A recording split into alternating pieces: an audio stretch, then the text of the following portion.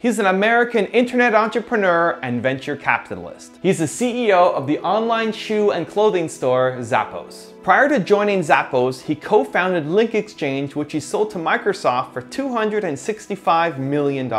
He's Tony Hsieh, and here are his top 10 rules for success. The great companies had a vision that had a higher purpose beyond just money or profits or being number one in a market. And kind of the irony there is that by not making profits the number one priority of the company or the higher purpose of the company, it actually enabled these companies to generate more profits in the long term. So sometimes when I speak at entrepreneur conferences, I get asked, what's a good market to go into where it can make a lot of money? And my response to them is, instead of thinking about where you can make a lot of money, think about what are you so passionate about doing that you'd be happy doing it for 10 years, and even if you never made a dime, and that's what you should be doing. And kind of the ironic thing is the money will actually follow. So we've all heard of Craigslist. He didn't set out to make money, he was passionate about the community, and now it's one of the top trafficked websites on the internet. So I like to say chase the vision, not the money. There was a movie that came out I think a couple years ago called Notorious. I think it only lasted a week in the movie theater, but I saw it. And in it, Biggie Smalls, also known as Notorious B.I.G., well, Puff Daddy says to Biggie Smalls, don't chase the paper, chase the dream. I just want an excuse to put this picture up here. Anyways, so if you're an entrepreneur, think about what would you be so passionate about doing that you'd be happy doing it for 10 years, even if you never made a dime from it. And if you have employees, think about what's the larger vision and greater purpose in their work beyond just money or profits or being number one in a market.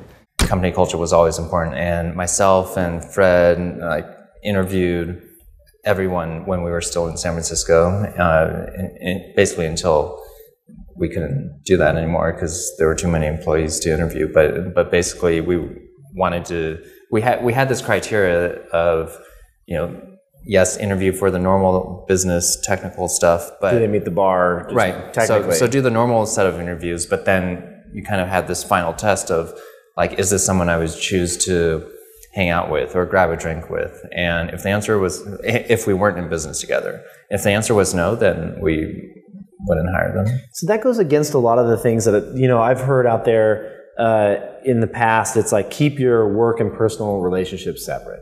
That's kind of been a thing that's been stated out there. There should be this firewall between the two. But you went in and said, okay, it's very important that I can actually get along with this person. This is someone I could go out and have a beer with. Why was that so important to you?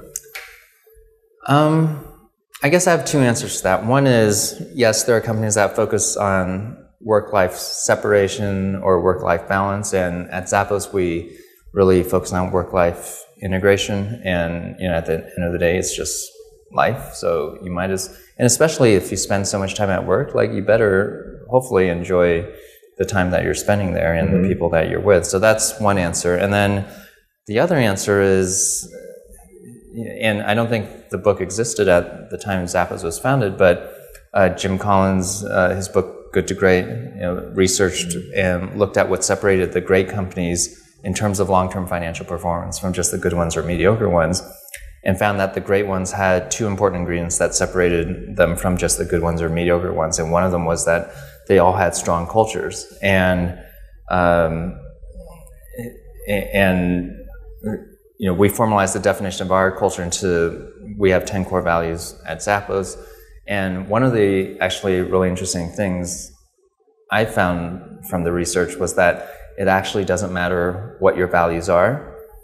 What matters is that you have them and that you align the organization around them. And the power actually comes from the alignment, not from the actual values. So there's no judgment in the values. And so we're not out there telling people, oh, you should adopt the Zappos values and culture and so on, because actually that would probably not work in most cases. Our message is more, you should figure out what your values are and then align the entire organization around them. So our whole philosophy is, let's take most of the money that we would have spent on paid advertising or paid marketing.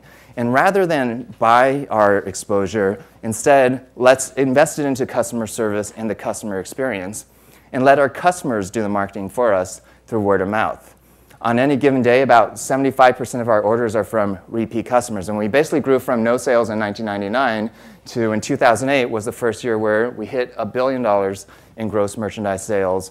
And actually, even despite the bad economy, we've actually continued to grow over the last 2 years.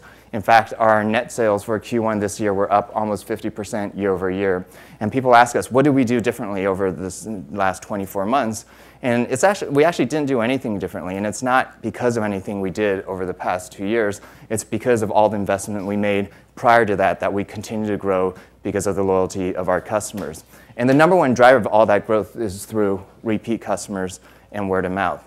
I would say probably the biggest thing is just patience, and I don't mean patience as in terms of just sitting around and hoping something miraculous will happen, but really when you're making decisions for your business, thinking long term and thinking about what is actually going to make a difference 10 years from now and what's actually going to make a difference even 2 or 3 years from now. But I think most people get stuck in what's going to make a difference this week or this quarter or even this year, and when you think longer term, the decisions you make end up being very different. And so things like culture, for example, if your culture suddenly goes downhill tomorrow or suddenly improves tomorrow, you're not going to see the effects this quarter or this year even in terms of your bottom line. But 2 or 3 years down the road you will. And same thing with customer service. If we hypothetically stopped answering our phones and fired everyone in our call center, that would actually have a huge gain in our profits for 2009. I don't think it would hurt our top line revenue. We'd still do over $1 billion in gross sales, but 2 or 3 years from now, then we'd start feeling the effects. So I think the biggest thing is just how long-term are you thinking? I always like doing these thought experiments, and so one way to think about it is if money were no issue, if you had infinite money, what would you do? Or the counter to it is if everything was free, or if this one thing was free, then what would you do differently? And so I think that can help spark the initial ideas. And then once you kind of have the crazy out there idea, then you work backwards and make it more into reality. For example, a lot of startup tech companies have problems hiring tech talent. So what if there's a line out the door of amazing engineers? Then what would you do differently? And then that might shift the thinking into, okay, how do we get a line out the door of really talented engineers and make that the problem, the real problem that you're trying to attack? Or actually, back to Zappos history, in the early days, we had trouble hiring people that were really good buyers and good at merchandising.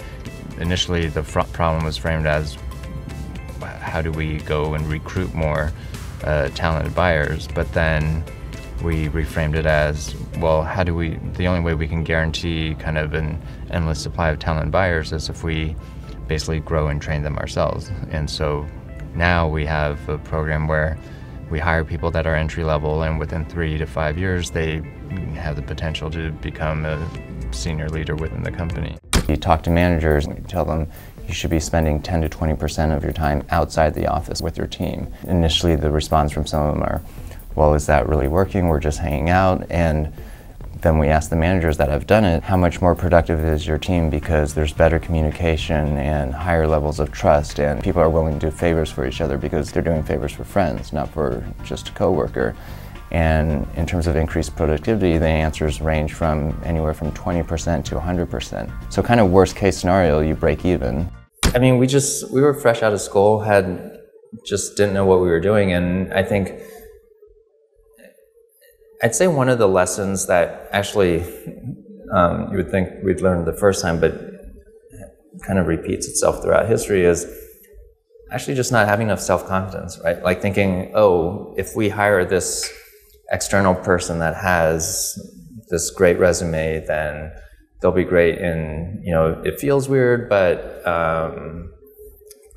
they must know more than we do. And I think one of the lessons we learned through Link Exchange was, actually, if you're one of the co-founders, you probably know more about the business than someone that's just coming in from the outside. But we were young at the time and didn't know that. One of our interview questions is, on a scale 1 to 10, how weird are you? And if you're 1, you might be a little bit too straight-laced for the Zappos culture. 10, maybe a little bit too psychotic for us. But really, it's not so much the number that we care about, it's how they answer, because our belief is that everyone is a little weird somehow, and this is really more just a fun way of saying that we really recognize and celebrate each person's individuality, and we want their true personalities to come out and shine in the workplace. There's so many people where they're a different person at home on weekends versus when they're inside the office, and people in corporate America leave a little bit of themselves, or in a lot of cases, a big part of themselves at home. And we really strive to create an environment where people are just comfortable being themselves. So instead of worrying about work-life separation, it's about work-life integration, where it's just the same person. And not only are you comfortable being yourself, but when you connect with your coworkers, it's not just coworker relationships, but true friendships that end up forming, where you would choose to hang out with these people even if you weren't working at the same company together. So these are some of the questions that we ask ourselves in terms of thinking about how to deliver great customer service. And we internally use the word wow when thinking about how we should treat customers, but we use it as a verb. We talk about how do we wow our customers, and also how do we wow our employees and the vendors that we work with. And it starts with the policies you see on our website. We offer free shipping both ways, so a lot of people will order 10 different pairs of shoes, try them on in the comfort of their living room with 10 different outfits, and then send back the ones that don't fit or they don't like, and we encourage that type of behavior. We have a 365-day return policy for people that, I guess, have trouble committing or making up their minds, and they can take a while to return products. And most websites, it's very hard to find contact information. Usually it's buried 5 links deep in maybe it's an email address you can only email once. Whereas for us, we take the exact opposite approach. We put our 1-800 number on the top of every single page of our website because we actually want to talk to our customers. And it's funny because sometimes I'll be speaking at a branding or marketing conference, and there's a lot of discussion about consumers being bombarded with thousands and thousands of marketing messages every day. How do you get your message to stand out? How do you get your brand to stand out? And should they be investing millions of dollars in this 30-second Super Bowl ad that people may or may not be paying attention to? Or should they be leveraging the latest in the social media fad? And for us, as kind of low-tech and unsexy as it may sound, we found that the telephone is actually one of the best branding devices out there because we have the customer's undivided attention for 5 to 10 minutes. And if we get the interaction right, we find that the customers remember that for a very long time and tell their friends and family about us. And we run our call center very differently from most call centers. We don't have scripts.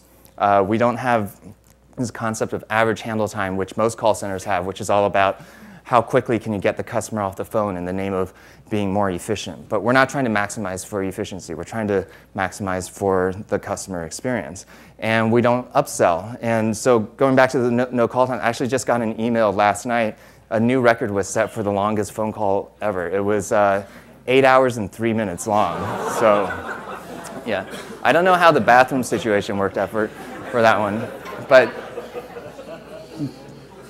so, and it may seem weird that, for us, we're an internet company. 95% of our sales go through the website. So why do we focus so much on the telephone? And what we found is actually, on average, almost every customer calls us at least once sometime during their lifetime. And it's actually usually not to place an order. Most of our phone calls do not result in orders. It might be their first time going through the returns process, and they just need help stepping through the process of printing out the return label for the first time. Or maybe they have a wedding over the weekend and they just want some fashion advice. And I think we have some customers that call us because they're lonely, and we'll talk to them as well. So that's our call center. And then for our warehouse, we actually run it very differently from most warehouses as well. Most warehouses, they let the orders pile up so that when the picker needs to walk around, there's higher picking density, more efficient, doesn't need to walk as far. For us, we run our warehouse 24/7, which is not the most efficient way to run a warehouse. But we're not trying to maximize for efficiency. And because we run it 24/7, and because our warehouse is located in Kentucky, right next to the UPS hub, and because we do these surprise upgrades to overnight shipping for most of our repeat loyal customers, when you combine all three of those things, a lot of customers order as late as midnight Eastern time, and the shoes show up on their doorstep 8 hours later when they're expecting it a week later. And that creates that whole emotional response we're trying to elicit in that wow experience that causes them to remember us for a very long time and tell their friends and family about us. The ultimate definition of success is you could lose everything that you have and truly be okay with it. Your happiness isn't based on external factors. Could you lose everything and be happy? I think that would actually be a fun challenge. Thank you so much for watching. I made this video because Guillaume Attard, I hope I pronounced that right, asked me to. So if there's a famous entrepreneur that you want me to profile next, leave it in the comments below and I'll see what I can do. I'd also love to know which of Tony Hsieh's top 10 rules had the biggest impact on you. Leave it in the comments and I will join the discussion. Thank you so much for watching. Continue to believe and I'll see you soon.